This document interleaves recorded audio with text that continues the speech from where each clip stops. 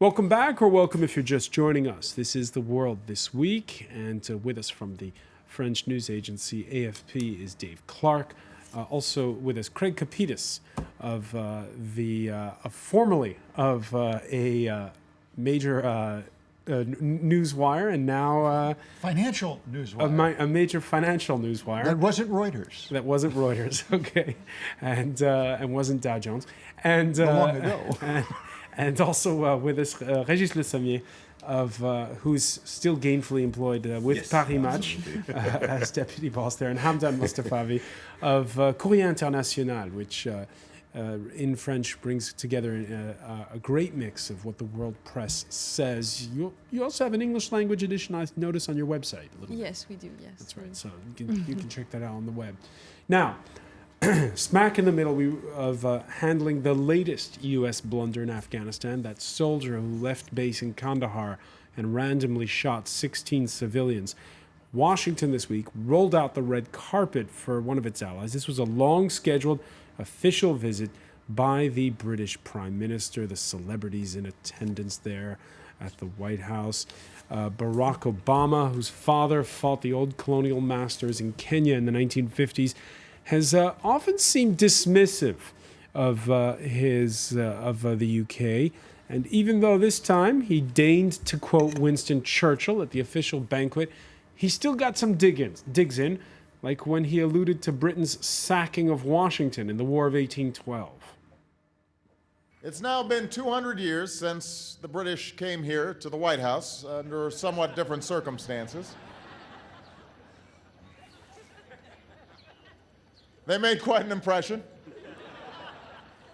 They really lit up the place.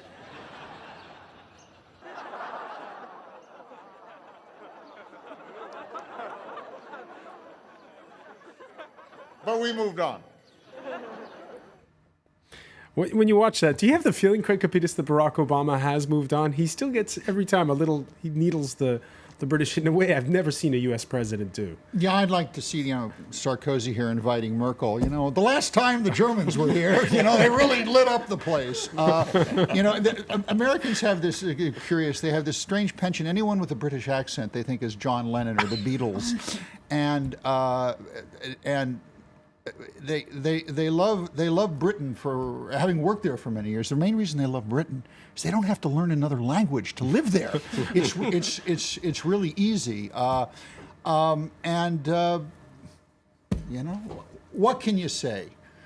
The Americans beat them in 1776. They've been friends ever since the what happened in the War of 1812, and everyone in America loves a British accent. That's why American television is full of British. But Barack Obama doesn't seem to always love a British accent. Well, he has to. Look.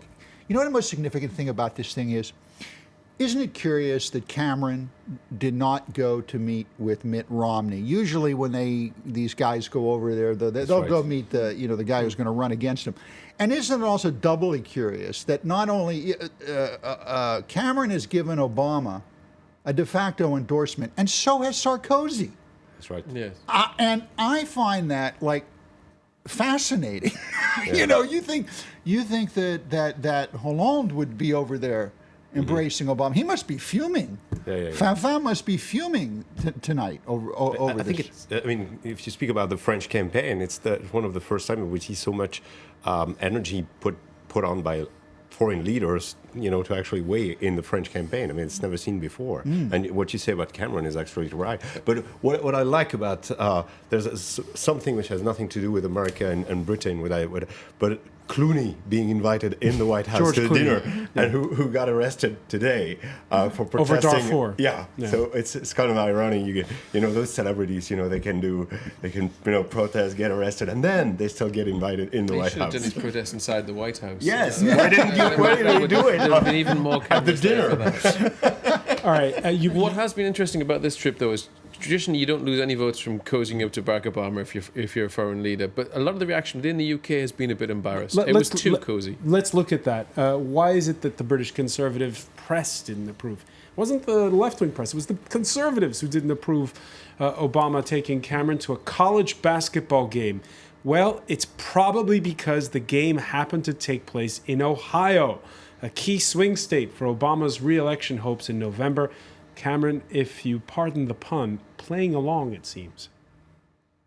Very first time at a basketball game. What do you make of the experience so far? I'm enjoying it. It's fast. It's pretty fast and furious. It's hard to follow sometimes exactly who's done what wrong. Was our president helping you follow the game? He was giving me some tips. He's going to help me fill out my bracket. So, And he's going to teach me cricket. Yeah. Good luck with that one. Oh, dear.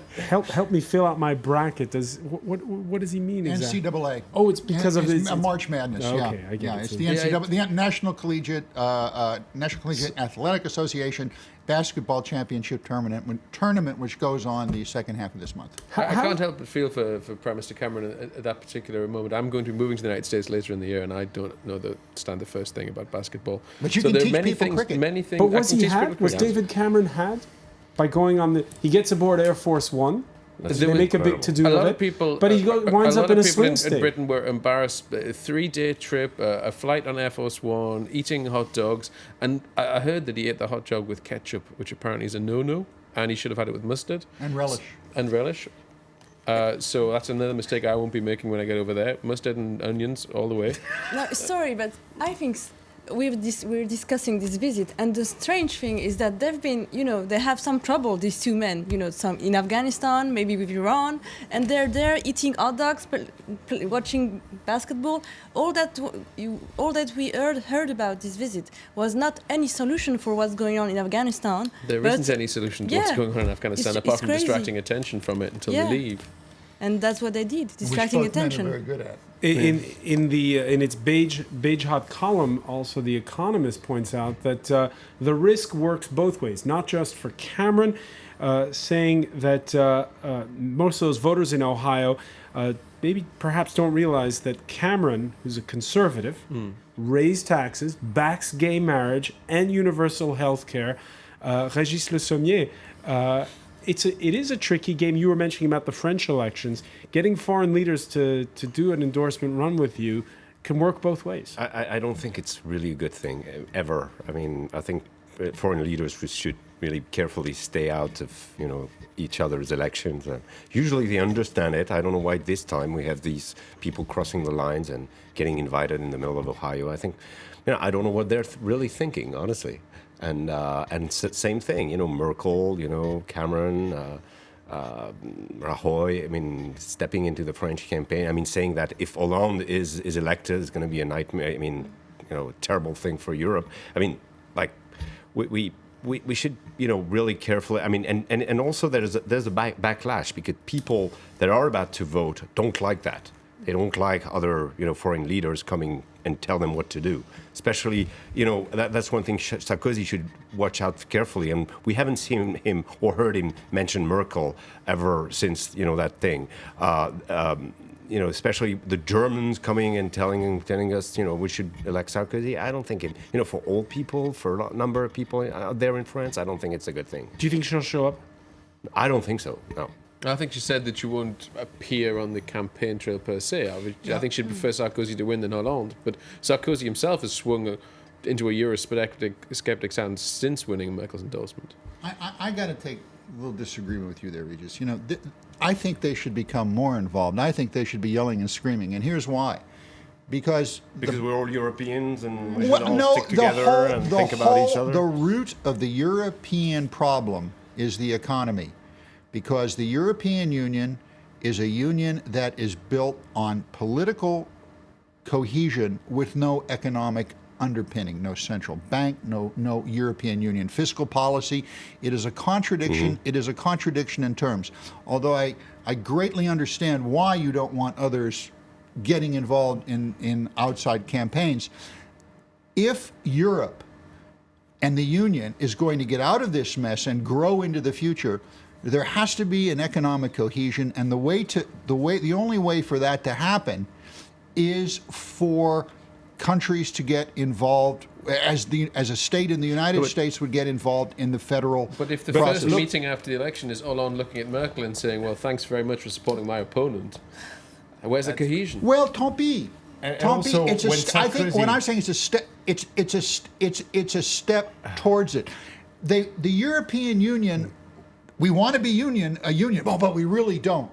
We want to work really together, don't. but we really don't. Yeah. You know, it's this contradiction. All right, But when you So have basically, in a globalized world, the campaigns tend to bleed into one another. Could be the upshot of this. I think it's even more. I mean, when you see Sarkozy at Villepinte, the meeting of Villepinte, trashing Campaign Europe. rally. I mean, really going against it in order to capture. I suppose the national difference growth. is that Cameron, of course, He knows visiting what people Obama want, months you know? before the election, whereas here, as Regis was pointing out, we're deep Well, I into don't think silly it can be season. months before an American election. It starts 2 years before the election. right, It yeah. can't be only months before an American election.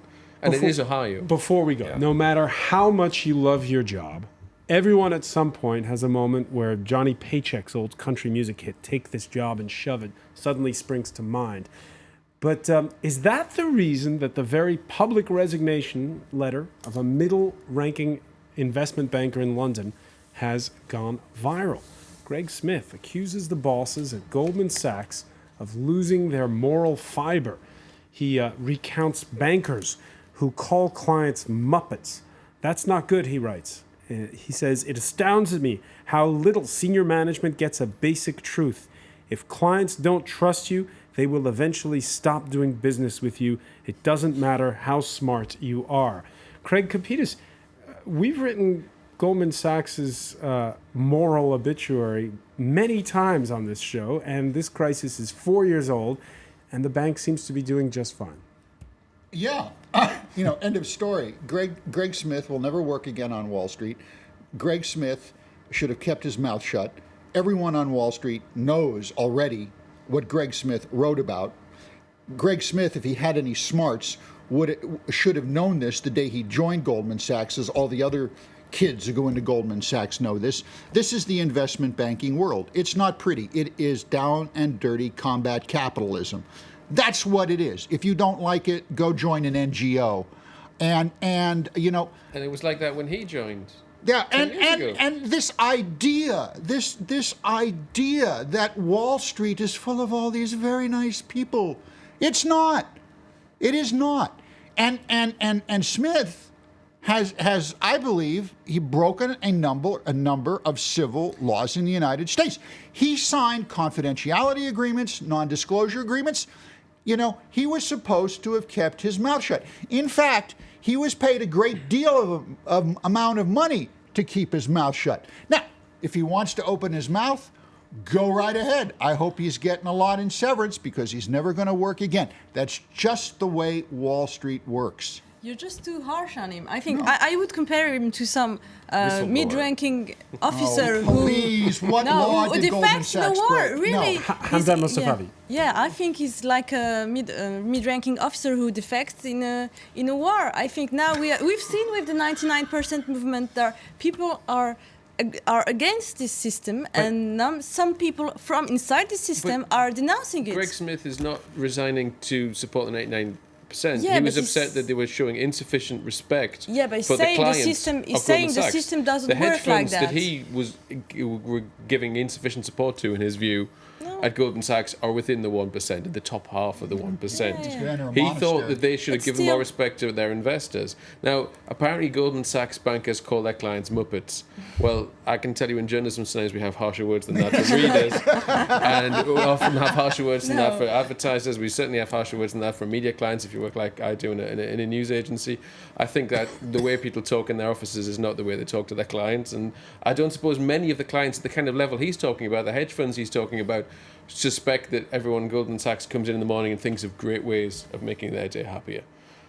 Yeah, but still, it's the thing that but you need someone to say it from inside. That's true, but your metaphor of a middle-ranking officer, he has defected after the massacre. Yeah, maybe. He didn't refuse to carry out the orders Let me ask this, and and bravely defect before the I'll put it to massacre. Régis Le Sommier. A lot of the criticism leveled against this manifesto was there's no apology, there's no mea culpa. If there had been, it's not a question of Greg Smith does not come clean about his own activities at the bank. If he had done so, do you think that it would have had a different response among those who follow the financial world?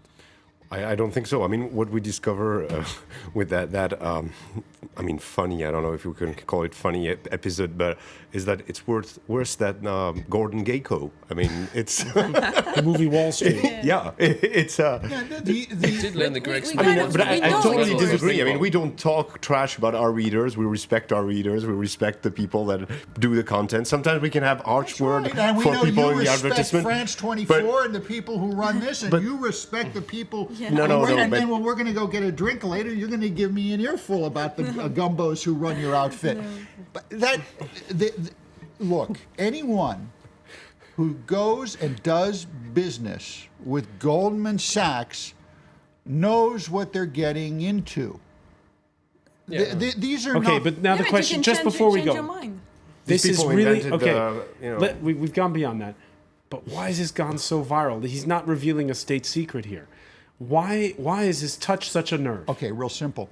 Because prior to this, there was a major article in New York Magazine that said that the Wall Street banking crowd was having some sort of epiphany, and they were considering cleaning up their acts and thinking more for the moral good.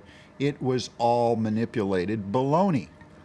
And there were a lot of hearings in Congress where these fellows came in and said, yes, we're going to amend our ways, but it is all cosmetic talk.